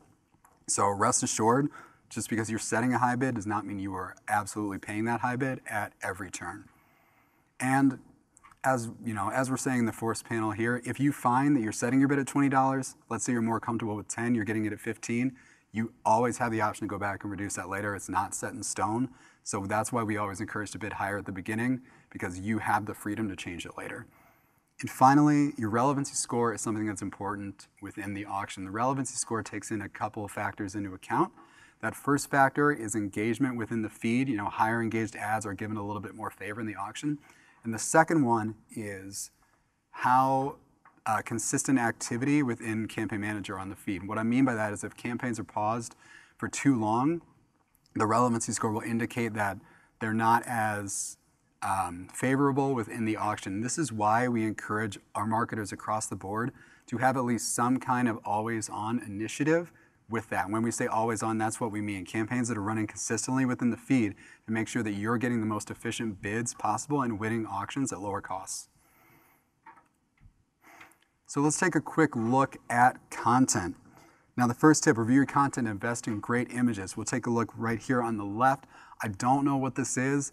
I haven't read the headline yet, but I know I'm going to, because that is an image that I haven't seen before, but that's very, very eye-catching. And now look, it says it's about artificial intelligence. Oh, great, let's learn a little bit more about that. And the image on the right is engaging for a different reason. Lots of great colors, lots of great separation. It poses a question to the audience. What are the biggest challenges to recruiting a qualified candidates? And it'll tell you the answer right there. And you can go a little bit more in depth when you click. I also want to mention something a little bit here on the left, that they've included the landing page URL in their intro copy. We highly encourage this if you're trying to drive more users to your website or to your landing page. It just gives members an extra touch point to click. So having a clear call to action, what's the difference between these two? Well, first, just a little bit of reference. If you're choosing between register and join as a CTA, register is over 100% more favorable to LinkedIn members. So if you're going for, let's say, a webinar or an event, I would highly suggest using register. Now, the one on the left isn't bad. It's clear what they want you to do. But the one on the right here is concise. It's mobile optimized, meaning that on a mobile device, you're going to be seeing the entirety of that intro copy. It says who they are, the Lithium Technologies, what do they want you to do. They want to integrate your strategies. Where can you find out how to do this? You can find out right here. So that's what we mean when having a very clear call to action. The user flow makes a lot of sense. The member has no confusion about who they are and what they're expected to do within the feed. And don't be afraid to ask questions, make some statements, use interesting facts. Going to here on the right, did you know Slack can help you power up your marketing efforts? No, I didn't. Let's check that out. Am I worried about my financial advice? Yes, it says not to be. That's fantastic. Why shouldn't I be? 4 key trends. So very quick statements, quick questions, something that's going to draw the user's attention, make them decide, why am I going to click? And if you're going in here to the bottom right, For direct sponsored content, which is, for those of you who aren't as familiar with the Campaign Manager process, direct sponsored content is any piece of sponsored content you create in Campaign Manager as opposed to sponsoring an organic post from your company page. And we did a little bit of a test internally. Quotes either from maybe C-suite or a business influencer outpace stats by about 30%. So if you're thinking of going with one or the other, try a quote first. Or, as we've been talking about this entire time, test one versus the other. Now, A/B testing can lead to huge gains in performance. What we mean by that is you're looking at the two ads here. Images are exactly the same. Headlines don't seem that different either. The only difference is that little headline under the image. And you might be saying to yourself, well, why does that matter? It's smaller, like it's just a few words of text. And that's an incredibly valid point. But as you'll see from the stat in the bottom right, version A performs 17% better and probably deserves a lot more of those impressions.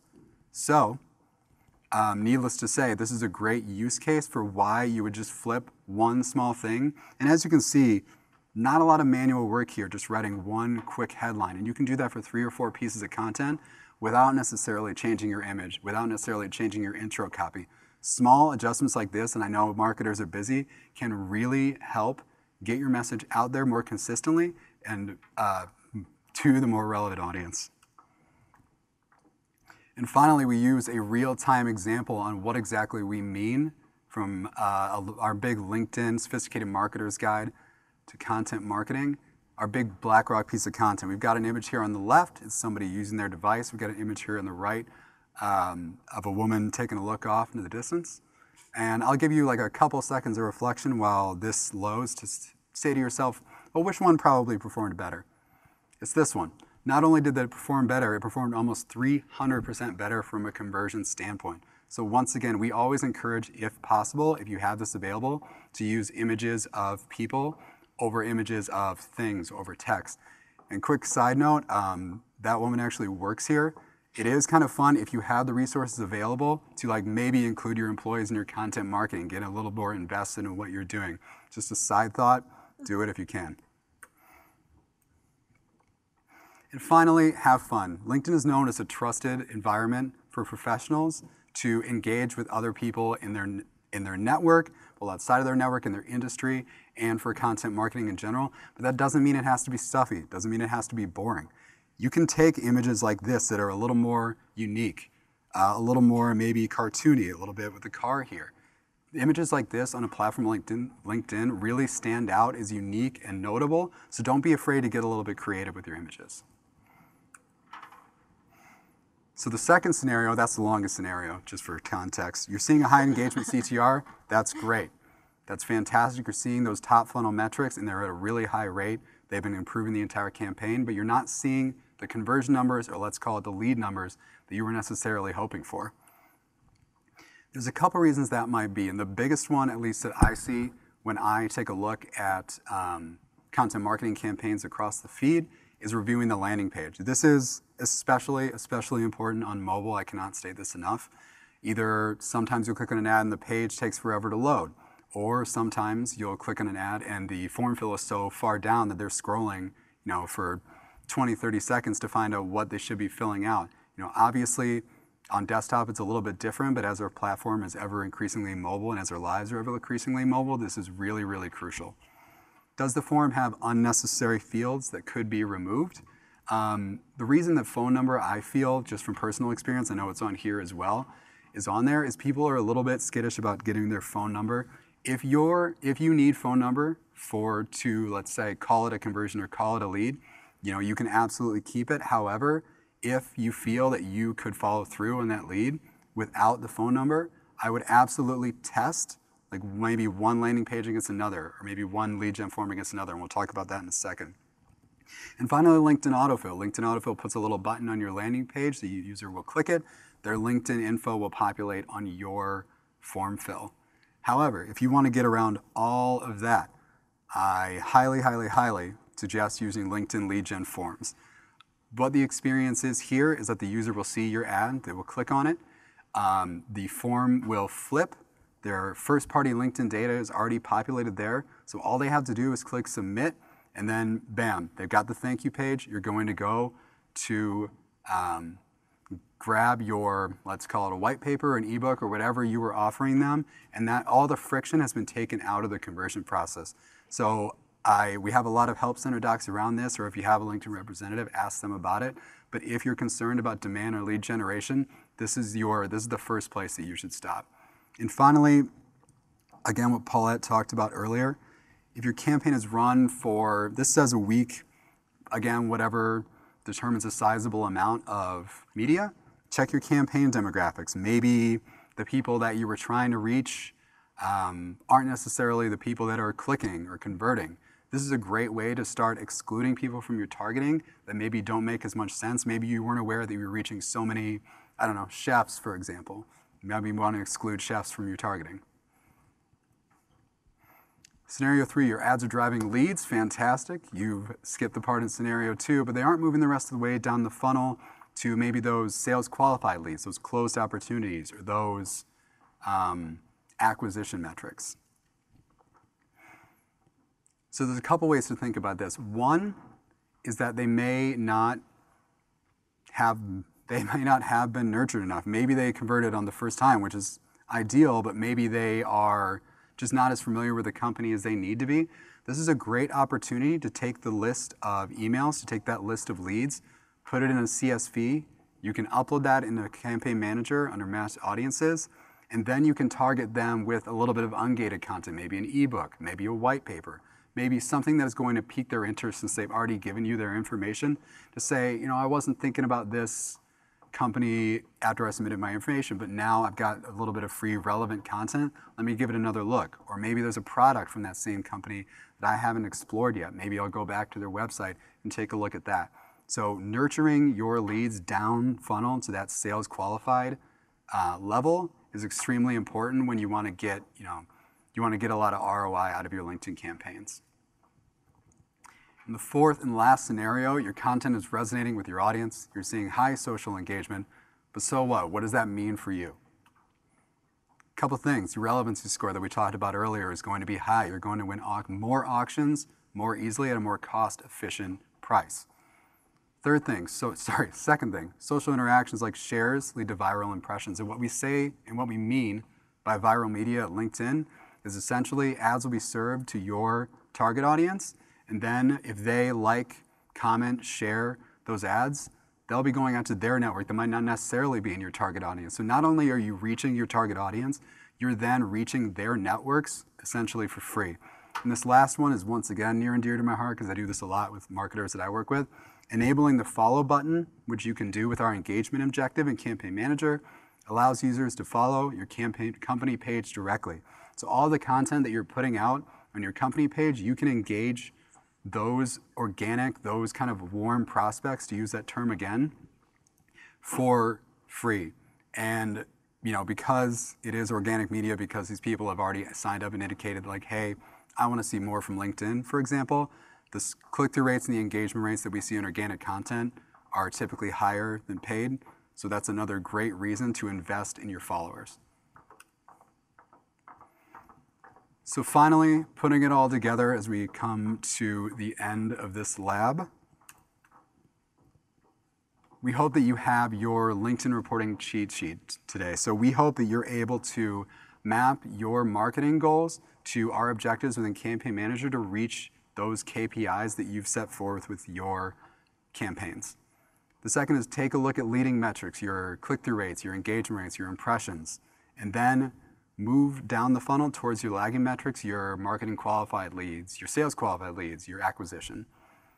Leverage our LinkedIn Insight tag as early as possible in your campaigns and conversion tracking to make sure that you are understanding the full scope of the performance of your campaigns. And finally, and most importantly, A/B test everything, targeting, creative, images, anything that you can possibly think of.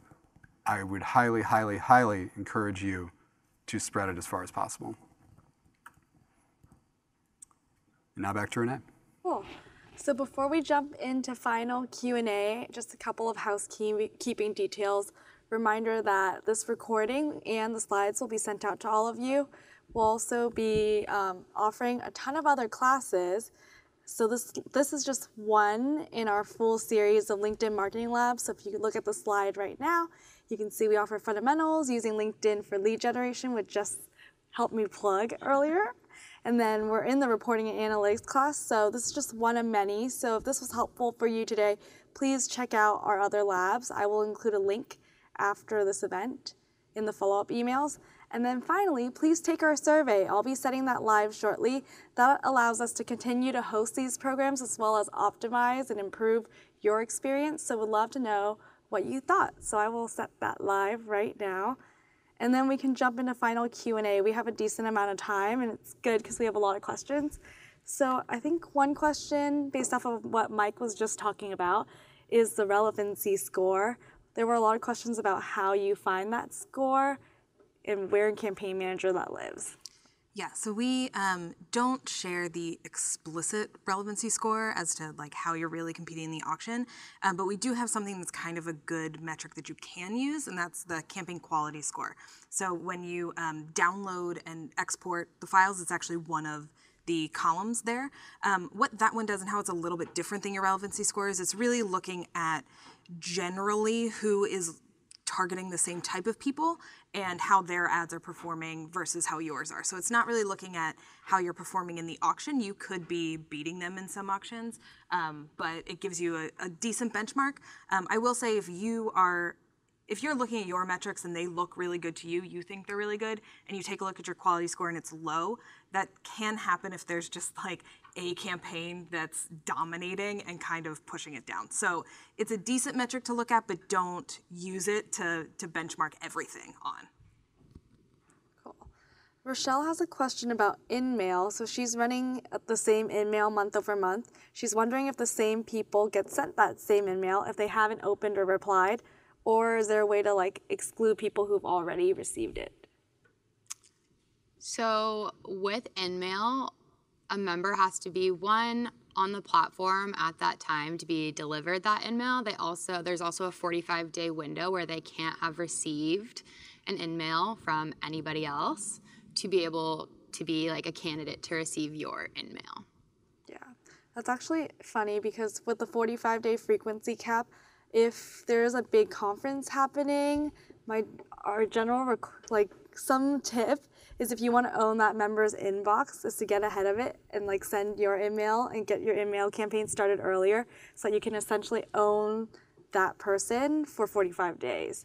And then you can then nurture them with sponsored content or text ads, and all they will see is your brand, and then they'll become really familiar with you.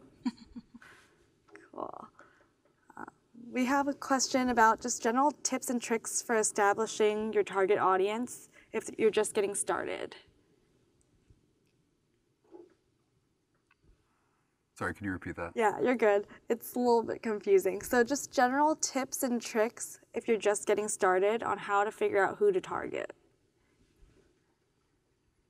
I would say if you are just getting started, a quick and easy way is to put the inside tag on your website, check out website demographics, and then you literally have a list of people that are already going to interact with your content and whatnot.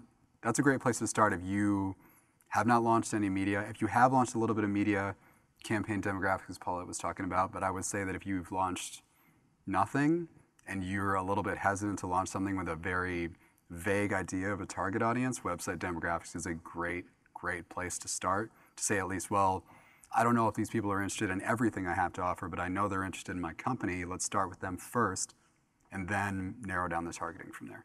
Yeah, you can also use that to see the type of people too. So maybe not retargeting them, but you can see that, oh, hey, HR professionals are really coming to my website. I'll target to them specifically as well. Yeah, and I would say if you have a LinkedIn representative, to talk to them as well about working with them to get some audience ideas, because we do this quite a bit across the board, and so they'll probably at least have a few suggestions for you as well. You can also work with your sales team or other cross-functional partners to get a good idea of who's buying your product, especially if you're lead generation or conversion focused. You can ask questions like, how senior is the person that you're typically talking to in person or on the phone? Who actually makes the decision? Who approves the budget? Is there a specific vertical or industry that they work in where maybe there's a higher like higher price point that your product will sell at. Maybe like the technology industry is more expensive than that of, I don't know, retail. So asking questions like that to get a good idea of who your buying persona really is with either like your sales team or maybe your business development team can help you get a good idea of where to start or what type of person is purchasing your product and should be in the know about your product as well. That's awesome. Jeff has a question on if it's ever possible to target ads to very specific users at companies, so like company-based targeting. Yeah, absolutely. We have the ability, and we can even target from, let's say you have a list of companies that you want. If you wanted, and you have a granular list, you can choose it in Campaign Manager as well. But if you have a list of companies that you're interested in, you can upload that company in a CSV to Campaign Manager, and then from there you can say, I only want to target managers at this company, for example, or a certain job title. So you can get granular that way. We can't literally say, you know, I want to target Jeff at LinkedIn with a campaign per se, but we can get fairly close and get in his, I guess, sector, so to speak. Yeah, that's what I was gonna say. We have a members first policy here at LinkedIn, so we really try to avoid that very, very narrow targeting because we really want to keep an eye out for our members so that they have that trust in the platform. Yeah. So along that lines, do you know if it's possible to target a user that's following a specific LinkedIn company page or LinkedIn page? Well, I know that you can target your own followers with a sponsored content campaign. You can target people that already follow you. I don't believe that we can target other companies' followers at this time. Yeah, again, I don't think there's plans for that. Same along the lines of our members first sort of policy, really trying to provide them with, you know, they chose to follow that specific page, so only letting that company target them. Yeah, so the closest we can probably get is you can target employees at those companies if those are important to you. Yeah, that's a good call. So Rochelle has a question about whether or not there's a way to automatically exclude people that fill out the LinkedIn lead gen form.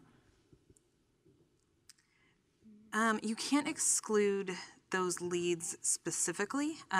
What you can do is you can, if after your lead you're bringing them to a white paper page, things of that nature, you can use that as a retargeting audience, and you can exclude that retargeting audience. You can also download those leads, upload them as a CSV for an email list for your matched audiences, and again, exclude that list. I will say we get this question a lot because it has to be 300 people for it to qualify, but anything that's excluded can actually be less than 300. So if you only have 10 people in that list and you put it as an exclusion, that's fine. We'll still exclude those 10 people. That's awesome. Another question about just getting started out. So are there any types of campaigns that you would suggest starting out with? I know that we talked a lot about with OBA, objective-based advertising. You really should match the type of campaign to your goal, but do you guys have any general tips? Sponsored content. The biggest reason there is because it's a full funnel product from the top of the bottom of the funnel. You can use it to make people aware of your brand, and you can use it to help convert leads. You can use it as thought leadership, and I would absolutely start there. The other products are a little bit more specific in not what they can be used for, but what they're most effective in doing. So that was a really long way of me saying sponsored content. Yeah, just to echo that, sponsored content can be leveraged with content that you likely already have on your website, blog post, case study. You can even sponsor like an organic post as direct sponsored content. So you don't need to have this like massive production crew to do a video. All those, like, yes, of course, those things are nice, but you can repurpose content that you already have as long as it's still relevant with your target audience. Yeah. So go sponsored content. On top of that, I think there was a question earlier about like whether or not it's bad on the LinkedIn feed if you're using the same image but just changing the headline for an A/B test. Do you guys have any thoughts on that? Not at all. If both are underperforming, then you might want to change your image strategy. However, I would say there's a benefit in terms of reaching as many of your target audience members as possible, and then like we kind of talked about in the optimization section that I covered, you never know if one headline is going to be, for whatever reason, more attention grabbing than another. So I would say, as we've been kind of harping on for the past 30 minutes or so, test and make conclusions from there. That's great. Okay, Jenna has a very specific question. Her lead gen campaign is showing that she is getting opens and clicks, but she's not getting conversions. Do you guys have any ideas on why that might be happening? A lot of it, I'm going to go with the assumption that you're doing an actual lead gen campaign with our lead gen forms. I know that conversions and leads are usually used simultaneously, so we get some confusion around which names we're using on that. But on the lead gen forms, I think Mike really called it out. I tend to see in troubleshooting these sort of problems is that phone number is really the thing that puts people over the edge and definitely can stop them, or a really long list of things that you're asking someone to fill out. So you can have, I think it's up to 12 now, various form fills in that lead gen form specifically, and having up to that number can really impact how many people are filling out your form. I tend to suggest, think about it yourself. Would you fill out the form if it was presented to you? Because most of the time I look at someone, I'm like, I wouldn't, so. Mm-hmm. Yeah, best practice is 3 to 4 form fills. Of course, if you're fully nurturing this member or this audience, and the more touch points you're able to have, that person might be more likely to give up their phone number, but keeping that phone number field on there is likely to decrease that conversion rate or that lead gen or lead form conversion rate.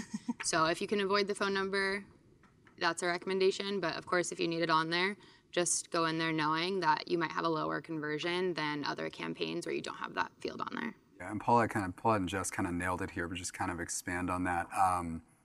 I think you should absolutely also not treat longer form fills with the same CPL metric as if you were to cut a few of those down, because one lead gen form isn't the same as the other, and if you are going to ask for stuff like phone number or include custom questions, which is a feature of lead gen forms, maybe set your expectations or your CPL goals a little bit lower than if you were to have just a simple form fill that the user could click, submit their information, and download whatever you have. I would say if the question was around our actual conversion tracking, though, you could potentially have a setup problem. So I would say dig into the conversion tracking page in Campaign Manager. There are some really good features like last activity status, so it'll show you if we've actually seen our tag fire on that page, things like that, and you can dig in there too. Yeah. One more thing. I saw a question earlier actually about lead gen forms and how to resolve getting personal emails instead of work emails. Any tips on that, you guys? So I sort of just answered it accidentally. What you can do is include a custom question, which is a feature when you're setting up your lead gen form, and one of the custom questions can be specifically work email. So typically with custom questions, obviously because the user is going to have to fill that out themselves, we see more or less higher cost per leads for that, because the more manual work a user has to do, obviously, and especially on mobile, the less likely it is that they're going to complete the form. However, if work email is absolutely necessary to call that a marketing qualified lead or to continue that process, then that's a great way to do it without giving the personal email. Now, caveat, I can't guarantee that they still won't give their personal email since it's user submitted, but it's a great way to kind of get that process make it a little more clear. Cool. We might need to answer a couple more really quickly because I know we're close to time. Paulette, you had kind of mentioned the frequency cap, so someone was wondering if we can repeat what the frequency cap is for ad creatives. Yeah, so a member can see one ad creative every 48 hours. So if you have 4 ad creatives within one ad campaign, that member technically could see 4 ad creatives within those 48 hours. So you'll be able to send out more impressions if you have 4 to 6 ad creatives in there. If you only have 1, you're only giving that member to see your ad once, because there is that frequency cap where they can only see it once within 48 hours. Cool. Do you guys have any suggestions regarding using hashtags in the headlines on your paid ads? So personally, I can't speak for the marketers that Paulette works with. I would say from an awareness perspective, I think they're a great option to get people to engage with your content. However, I can't strongly discourage them enough if you're trying to go for website conversions or website visits or lead generation, because if a user clicks on that hashtag, it'll take you to other posts with that hashtag within the LinkedIn feed, and will go away from your landing page or the lead gen form or the objective you really want. However, with awareness, I would say go for it. If you're not exactly sure, you can test hashtags against each other or hashtags against static sponsored content with no hashtag at all. I would agree. +1 to that. I love it. It's a good way to end. Now we can actually report on the winners of those Rock Your Video boxes, All right. if you're ready. So most engaged was Nicole V, then Trevor K, and Beth H. Please keep an eye out in your emails. I'll be sending an email later today asking for your preferred mailing address. So congrats for being so engaged. One of you asked 9 questions and had 56 upvotes. So Wow. Popular. Great I work. know, way to Congrats, go. guys. Trending. With that, we are just about to end. Thank you again for attending today and showing up for a full 2 hours to learn about LinkedIn advertising as a whole. We really appreciate it.